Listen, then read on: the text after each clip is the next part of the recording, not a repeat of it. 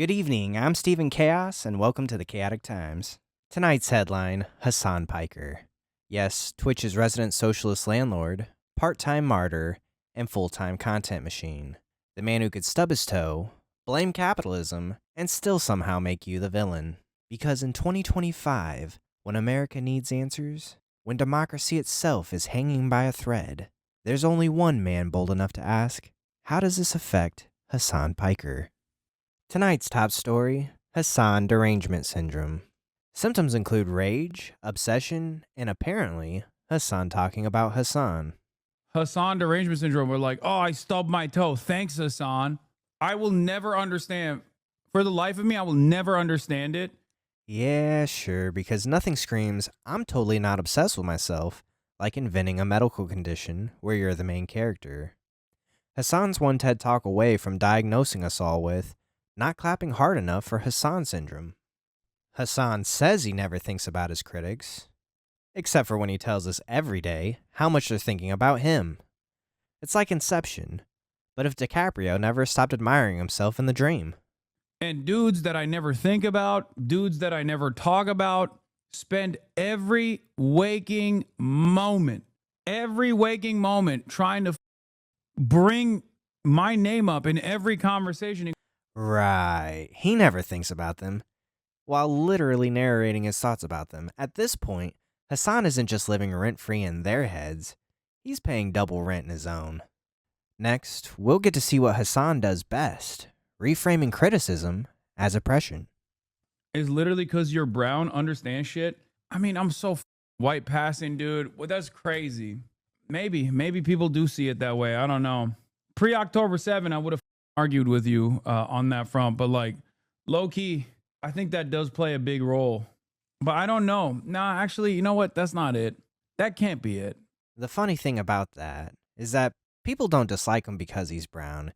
Even he admits to being white passing. No, people don't like him because he thinks Middle Eastern politics is just season 3 of One Piece. Okay, this is a stupid question. Okay, you can preface it with that. Does he know what One Piece is? One Piece, like, is that an organization? No, One Piece is an anime. اوكي. اول شيء بقول لك انه ممكن هذا السؤال يكون شوي اهبل، بس بسألك تعرف شو هو ون بيس؟ عمرك سمعت بون بيس؟ أكيد يعني منذ الطفولة وأنا أشاهد ون بيس لوفي. Is it Luffy? Yeah, he said he's been watching it since he was a kid. No way! Yeah. That's sick. Yes. That's fire. That's so fire. Oh my god, dude. We think the Houthis Ansar Allah is doing what Luffy would do. You should tell him that. And naturally, when searching for the real reason of all this hate, Hasan was reminded of the wise words of XQC. No, but I'm serious. Like, I don't know what the fuck it is. I don't know what the fuck it is. There's something that I do to like a lot of these dudes. It's mostly dudes.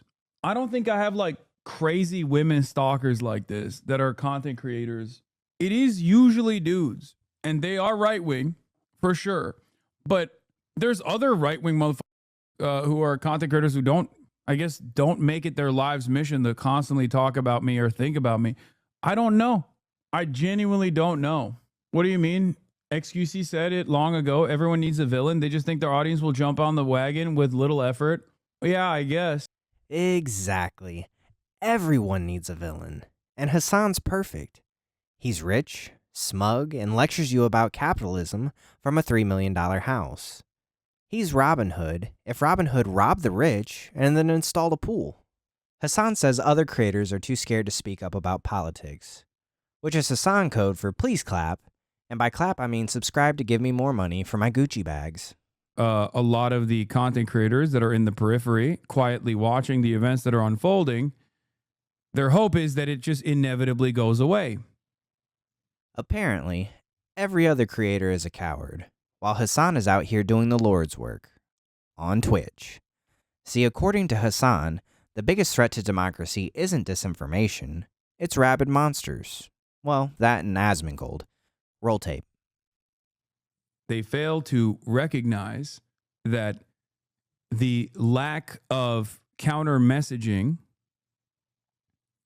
from progressive voices on this platform, out of understandable fear that they might be harassed endlessly by some of these rabid monsters, has created an environment where the most loud voices you hear are the likes of Asmongold. And just when you thought Hasan couldn't love himself anymore, turns out he's the internet's last surviving superhero. Spoiler alert, the cape doesn't come with humility. And there's only one person who is actively in the top, regularly duking it out with these people, and that person is ritualistically humiliated with ridiculous smears over and over again and turned into a toxic pariah. What do you think happens at that point? If the only voices of political discourse is far-right voices, and the only major voice of progressive politics is a guy that those far-right voices are explicitly attacking with regular frequency. Yes, that one person is Hasan. Shock twist, he's Jesus and the cross. Next week he'll complain about how heavy it is to carry the burden of his own greatness. But in all seriousness, Hasan is trying to claim that if he closes OBS, democracy collapses. Forget elections, forget Congress.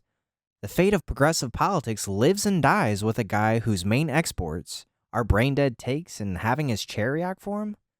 That's not resistance, that's influencer delusion. Of course, Hasan also claims audiences just don't get the silence, which is rich because silence is the one thing he's never tried. From the audience's perspective, they don't actually understand where that silence comes from these other content creators. They don't see the way the sausage gets made.